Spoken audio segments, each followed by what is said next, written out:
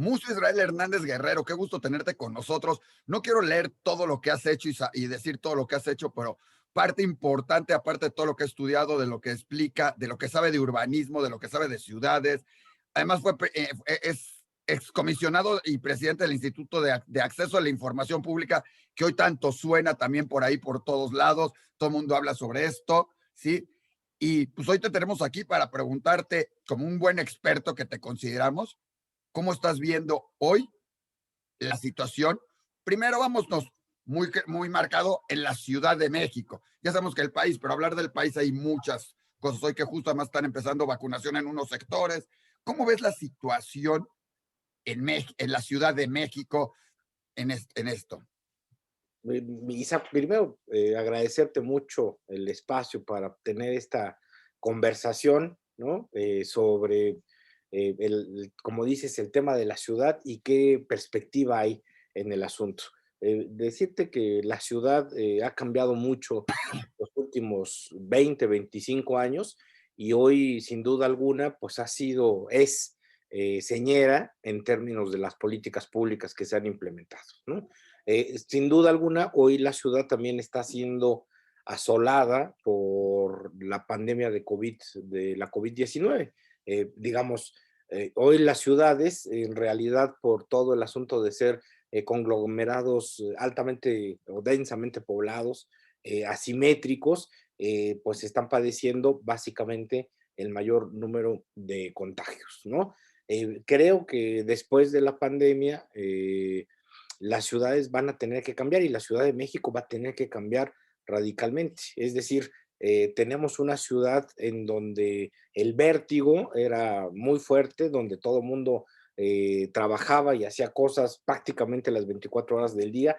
Se ha tenido que desmovilizar como uno de los mecanismos de contención de la pandemia y creo que la huella en términos económicos, que es muy visible, en términos de organización social y, por supuesto, de todo el marco jurídico de referencia, que la norma va a tener que cambiar. Es decir, vamos a tener que aprender a convivir con el asunto de la COVID-19. El espacio público, que era un espacio público en donde la ciudad lo recuperaba básicamente para que todo el mundo pudiera transitar, relacionarse, estar ahí, va a tener que cambiar. Hoy el espacio público está cambiando la noción de espacio público y básicamente nos hemos también trasladado a un espacio público digital como este en el que estamos, con un montón de consecuencias, ¿no? Es decir, porque lo que no habíamos hecho en una década, hoy lo hicimos en 9 meses, o sea, prácticamente estamos trabajando, estamos relacionándonos, estamos haciendo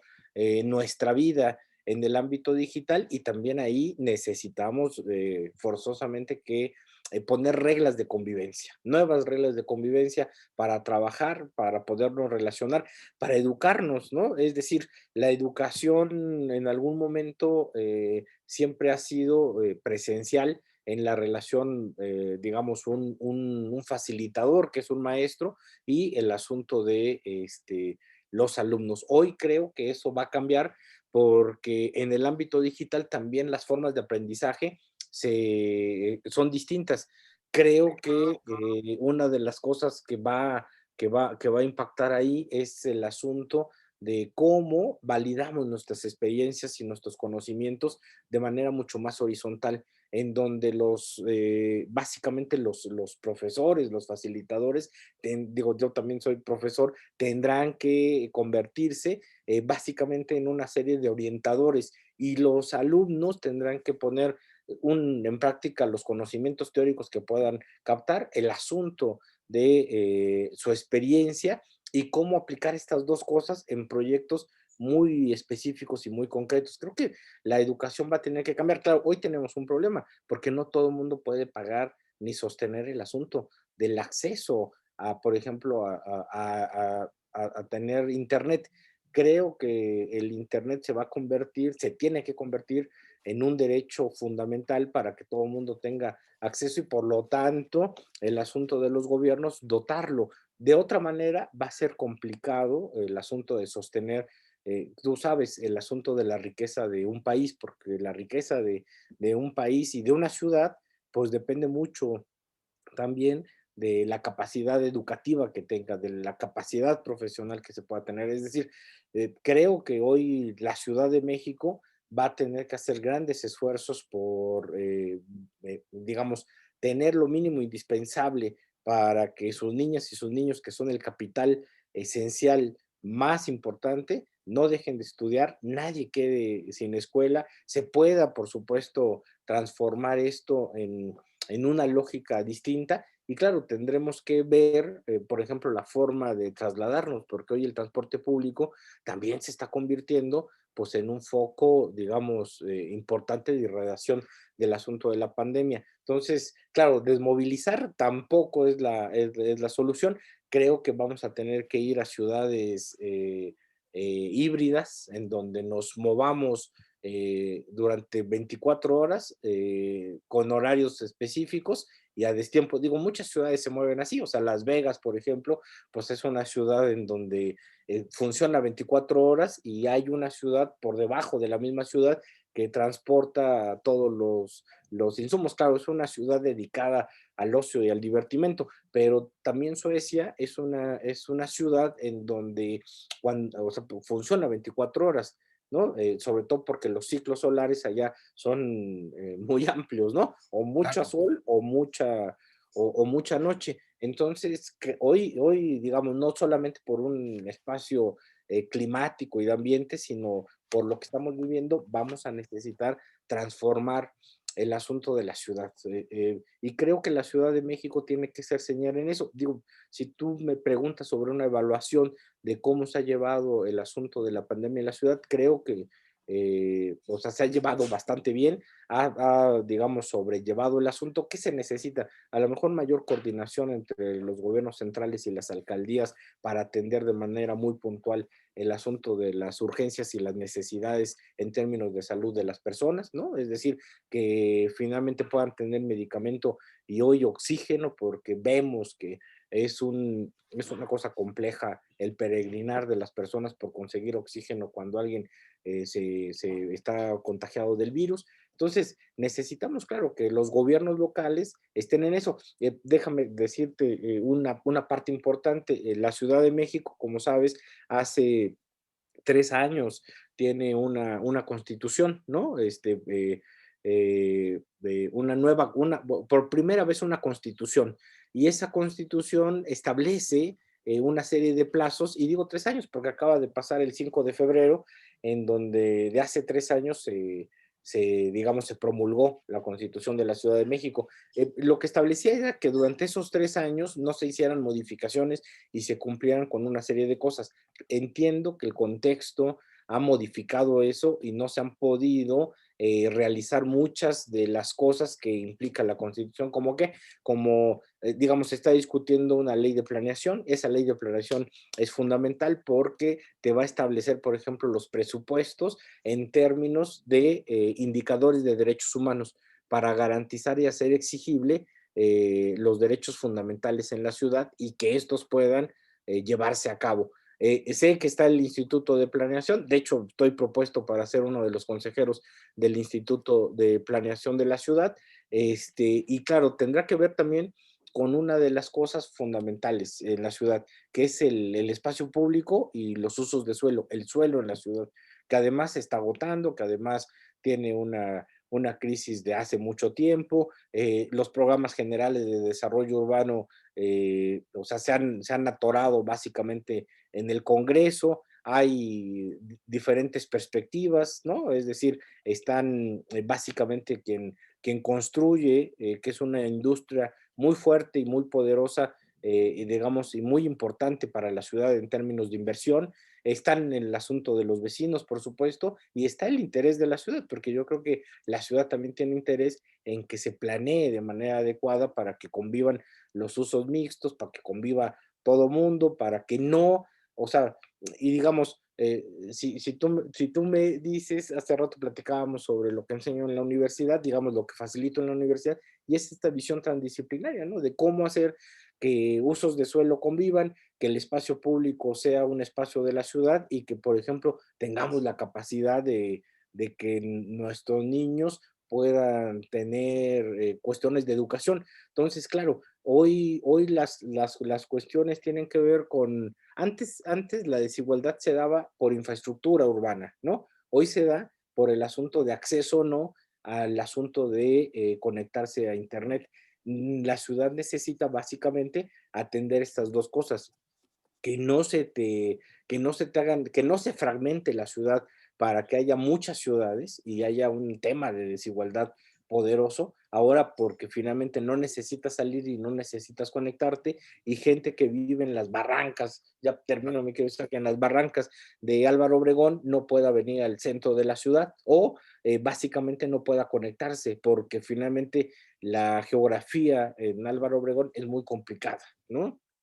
Oye, Mucio, hablaste y nos diste infinidad de puntos, o sea, nos planteaste la ciudad, nos planteaste todo lo que hay, lo que se tiene y parte de lo que se tiene que hacer, empezando por esa planeación que cambió con todo lo que fue la pandemia, porque lo que se tenía planeado hace un año, hoy es otra realidad, otro mundo, ¿sí? Y tocaste puntos como el transporte, la educación, la economía, trabajo, pero hay uno que a mí me interesa mucho porque todos hablamos de la pandemia, todos hablamos de los tanques de oxígeno, como tú lo dijiste, la necesidad, pero hay un punto que yo creo que es el que más le interesa, le preocupa a la gente en muchos lados, y lo platicábamos hace un rato, que es la seguridad, donde hay cosas tan increíbles en la ciudad o en el país, que si estás en una delegación y pasas a otra delegación, pues pueden ser crímenes que no pasen de uno a otro, por lo que tengo entendido, o cosas, o no trabajan coordinadamente, o le toca a uno y hay lineecitas donde le toca a uno otro.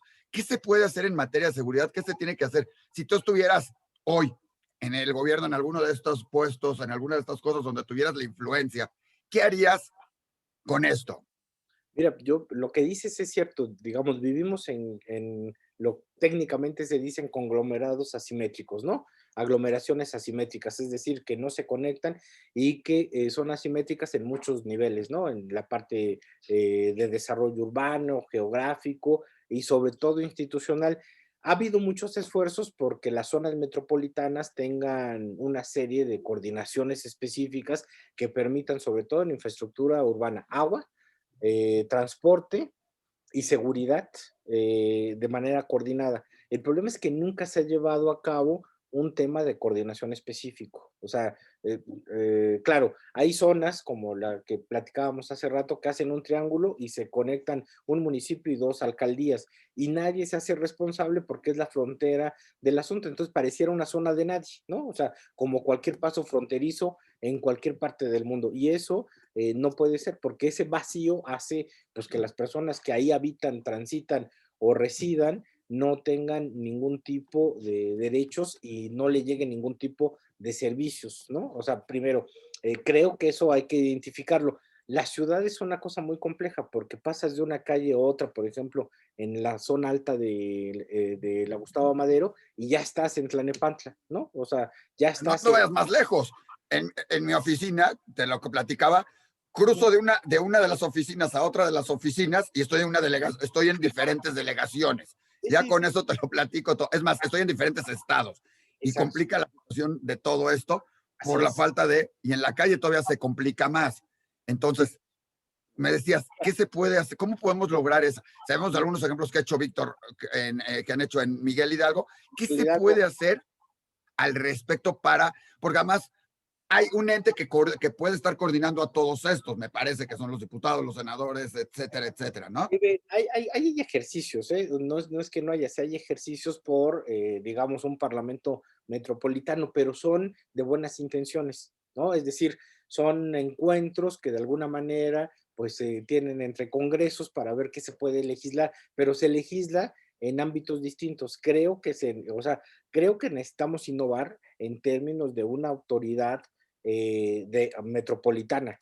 Claro, que no esté por encima de los gobiernos, porque los gobiernos son electos, de ahí surge su legitimidad, sino el asunto de que pueda haber legislaciones específicas y coordinadas y que abarquen básicamente a los estados y a los municipios que integran esa aglomeración asimétrica que es una zona metropolitana. Y creo que tiene que haber hoy un tema, básicamente en lo que decías, en seguridad. Mira, no es posible, ahí sí es un tema complicado, ¿no? Que muchas de las personas que trabajan acá en la Ciudad de México vienen de la zona metropolitana, ¿no? De 4 o 5 municipios, ¿no? Ecatepec, toda esa zona. Y se ha convertido, o sea, porque lo vemos, es público, es notorio el asunto de la inseguridad con la que viajan, ¿no? Yo he escuchado conversaciones en donde las personas se dan básicamente consejos para el asunto de los asaltos. O sea, cómo guardarse las cosas, qué dar, qué hacer, qué no hacer. Es un asunto de sabiduría popular para resguardar la integridad. Pero yo digo, ¿y dónde está la autoridad ahí? Que sabemos que es una zona que pasa exactamente como en tus oficinas. El problema es que allá es el transporte público, es una zona que es Tlanepantla, que es Ecatepec y es Gustavo Amadero, y es una zona de nadie. Ahí se suben, asaltan, matan, lo hemos visto hasta públicamente en videos que circulan en redes sociales, y las autoridades dicen, pues es que le toca a Ecatepec, le toca a Tlanepantla, o le toca a una coordinación de seguridad de GAM, y no hacen absolutamente nada. Cuando uno sabe en dónde están, hay un par de estudios que yo he leído muy bien, hasta de académicos, de colegas de otras universidades, que hacen el asunto de decir cuál es el modus operandi. Creo que se necesita homogenizar el asunto, homogenizar los tipos penales, por ejemplo, de robo en transporte público. Habría que sí hacer un asunto penal mayor. O sea, hay cámaras dentro del propio servicio público de pasajeros y no se hace. Entonces, creo que hoy sí tiene que haber la fortaleza institucional para que, independientemente de los colores y de los partidos que gobiernen, se haya un asunto en donde le otorgue seguridad a las personas. Y creo que eso se puede hacer más o menos fácil, homogenizando un par de legislaciones, el asunto de mantener un mando coordinado en zonas complicadas de la zona metropolitana, entre municipios y alcaldías, y hacer un esfuerzo.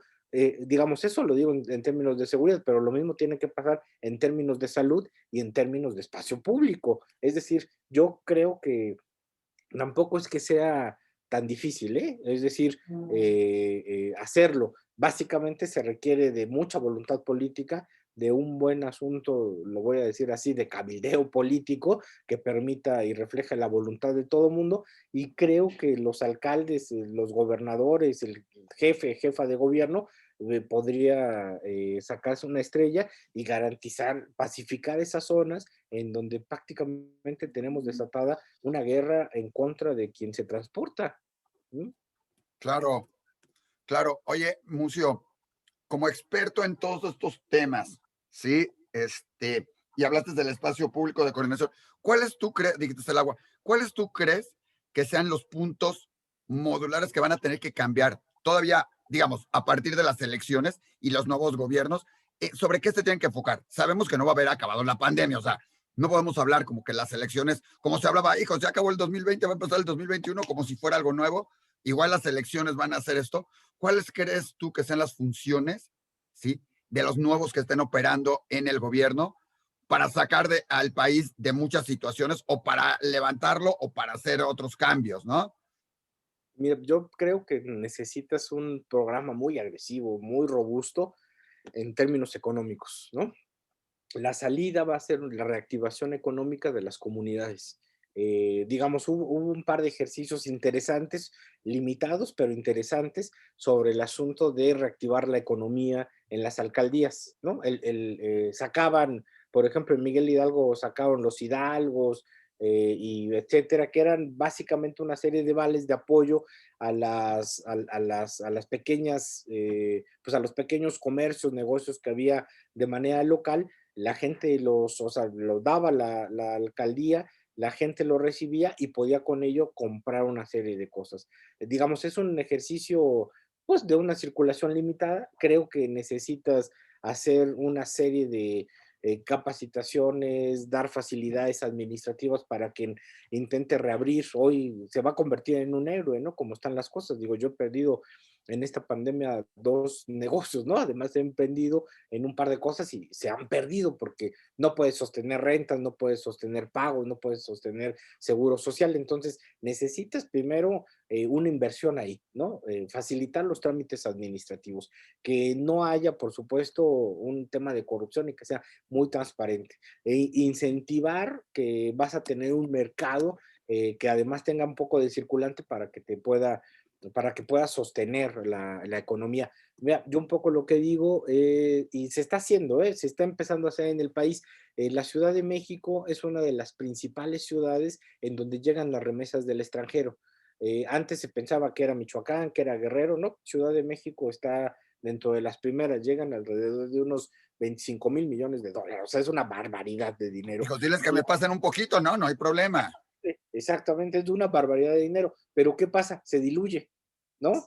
O sea, no hay capacidad de ahorro, no se ve las mejoras en la comunidad, porque el asunto de los envíos, entiendo que se va a hacer un envío digital a través de Hacienda y del Banco de Bienestar. Si el Banco de Bienestar genera una banca, digamos, de apoyo social a emprendeduría y lo hace como otros bancos, por ejemplo, que lo han hecho en India, no son préstamos individuales, sino préstamos colectivos, porque finalmente nosotros, por ejemplo, hemos tenido históricamente formas de ahorrar como la tanda. Si el banco genera un mecanismo de tandas, que las tandas están, ¿no? O sea, en algún momento salieron las tandas del bienestar, pero si tú lo metes en un asunto financiero, de financiación, eso, y le metes un poco de capacitación a través de economía, reactivas el asunto del empleo, no dejas que el asunto de las remesas se te vayan, porque les cobran muchísimo a la gente que trabaja en el extranjero, que tuvieron que emigrar, que mandan el dinero, les cobran alrededor del 30% de lo que mandan. Entonces, y un trabajador manda alrededor de unos $1,200 cada 3 o 4 semanas, que es un montón de dinero. Pero eso se queda, el 30% se queda en quien remesea.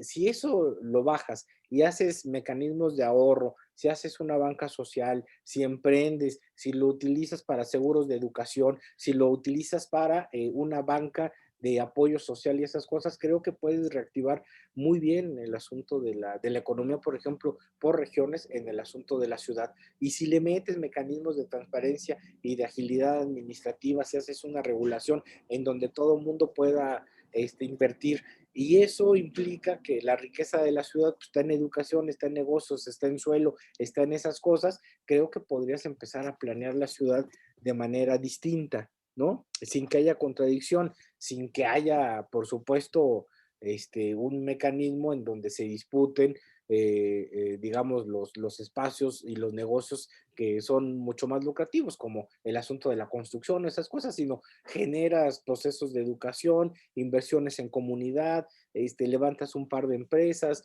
todo el mundo podría tener hasta un ingreso básico universal, es decir, creo que, o sea, dinero puede haber, lo necesitas juntar, necesitas hacer un plan económico para el asunto de las empresas y a partir de ahí y además empresas comunitarias, ¿no? Es decir, porque tienes que reactivar el asunto, creo que podría todo mundo tener una salida digna y fuerte en términos de lo que viene. Yo un poco creo que esa es la parte fundamental. Y claro, tus gobiernos locales particularmente dedicados al asunto de garantizar derechos fundamentales a las personas, ¿no? Hoy tiene que ser la salud, o sea, no hay más, o sea, porque finalmente, como bien dices, mi querido Isaac, vamos a vivir con la pandemia y a convivir con ella, pues un rato. O sea, yo lo que creo que hasta que más o menos convivamos con ella de manera adecuada, pues porque además es un virus eh, que muta muy rápido, pues, ¿no? Es decir, o sea, los virus, o sea, el ébola, el VIH, tardaban 10 años en mutar, 9 meses trae 6 cepas distintas, entonces es una cosa digamos, claro, no hablamos de un organismo vivo, pero sí de pues, una enzima y un RNA que muy capaz muy eficiente, ¿no? Y entonces vamos a convivir con él pues mucho tiempo, ¿no? Y claro, también eso implica pues una nueva lógica en las ciudades, porque digamos, la gran hipótesis es que estos virus se dan básicamente porque hemos deforestado pues, una parte importante del planeta y los virus han brincado a los animales y después a los humanos y muy probablemente con esta, digamos, perturbación ecológica, pues los virus van a mutar y van a brincar directo de las plantas, los árboles y esas cosas a los humanos, ¿no? O sea, muy probablemente. Entonces necesitamos cambiar nuestra lógica y nuestra forma de relacionarnos con el ambiente, ¿no? Y las ciudades pues han sido complicadas y un factor para desestabilizar el asunto, pues, ¿no? Definitivamente, esto es, o sea, hijos, complicado en muchos sentidos todo, pero además me voy a ir todavía un poquito más en particular para ir terminando contigo, porque tus consejos han sido y tus textos han sido bastante importantes para tomarse en cuenta y todo. Muy concretamente, por ejemplo, una zona como Azcapotzalco, Miguel Hidalgo, que se junta con Naucalpan, que interrelaciona y todo el tiempo están compartiendo con todo esto y con otras zonas más, ¿no? Porque se van también hacia otros espacios, hacia otros espacios, ¿no? Además, a mí somos compañeros porque tú estudiaste en la UAM Azcapotzalco, así que conoces la zona perfectamente. Yo me tocó Iztapalapa, pero bueno, ya somos compatriotas de universidad. Claro. Mucio, ¿qué dirías tú, sí, hay que hacer directamente en estas zonas? ¿Qué tanto conoces de esta zona, sí? Para que la gente sepa tu preparación en esto que sabemos, porque una cosa es toda la ciudad, pero volvemos, es tan compleja la Ciudad de México que a veces hay que irnos concretando primero a foquitos, a puntitos y luego irlo creciendo, aunque hay que poner también reglas básicas para todo, ¿no? Pero se Sí, puede hacer en zonas en particular, todo tiene que sí. ser en conjunto, como tú dices, con un parlamento creado, o cómo tiene que ser, o desde un Senado, una Cámara de Diputados, se pueden resolver varios de estos asuntos, ¿sí? Junto trabajando lógicamente con las alcaldías, que sabemos Claro. que muchas cambian, ¿no? Sí, no, mira, creo que lo dices muy bien, creo que esta lógica, digamos, que se puede tener de ciudad, se puede aplicar muy bien a esta zona de Azcapotzalco, Miguel Hidalgo, que es una zona que tiene, por ejemplo, un gran corredor culinario, ¿no? Toda la zona de Clavería, en donde hay, sí, o sea, ha habido una explosión en esa zona del norte poniente de la ciudad, digamos, un auge en términos de restaurantes, ocio, diversión, que me parece importante, que hay que fortalecer, que hay que dar condiciones, que hay que, yo creo que finalmente si hay un asunto de emprendedurismo, fortalecerlo, hacer un par de seguros para que finalmente quien en la pandemia ha cerrado sus negocios pueda volver a abrir, pueda reactivarse esa zona, pero también del otro lado tienes una zona comercial tradicional, como es todo el asunto de Tacuba, ¿no? O sea, que es una zona poderosa históricamente en términos comerciales. Y creo que también tienes que dar condiciones ahí para que el comercio, digamos, en otra escala y con otra forma, puedas fortalecer. Y tienes una zona de residencial, digamos, más o menos, yo diría, ya tradicional en términos de todo el asunto urbano de la ciudad, ¿no? Es decir, y junto con eso traes un tema bastante complejo porque en una parte de estas características de Miguel Hidalgo, Azcapotzalco, han venido un boom inmobiliario importante, ¿no? O sea, nuevos desarrollos urbanos, muchos edificios, muchas unidades, y creo que también necesitas atender ese asunto de las unidades. Ha habido un problema porque las unidades habitacionales o estos nuevos conjuntos habitacionales humanos son productos privados, entonces las alcaldías y los gobiernos no pueden entrar, pero necesitamos ver básicamente cómo dotamos lo mínimo indispensable, porque muchos de estos espacios se convierten en espacios fuertes de conflicto, ¿no? Y claro, los vecinos no pueden cambiarse y necesitamos ver cómo poder intervenir, básicamente yo diría con procesos casi de mediación, ¿eh? Es decir, hoy este asunto de la Procuraduría Social que atiende unidades habitacionales, yo me acuerdo que cuando fui presidente del Instituto de Transparencia de la Ciudad, implementamos un mecanismo de mediación. Claro, en ese momento el procurador me dijo, ¿por qué tú crees que tenemos que meter un mecanismo de mediación? Porque las unidades habitacionales necesitamos generar una lógica distinta de relación, de cohabitación, y tiene que ser pacífica, y los vecinos tienen que aprender a mediar sus propios conflictos, porque de una cosa, o sea, que me vio mal, que sacó la basura, que no me gustó,